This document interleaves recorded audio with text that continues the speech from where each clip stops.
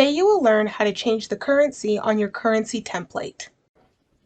To change your currency template, first you're going to go to the bottom left-hand corner and click Configuration and Settings. Then you're going to look for Currency Template and change the currency symbol to the one that you want to use. Change from dollar to euro.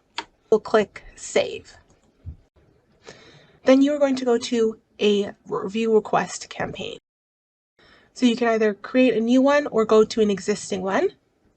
Once under your request campaign, go to click Incentives and ensure that the dollar or currency amount is correct.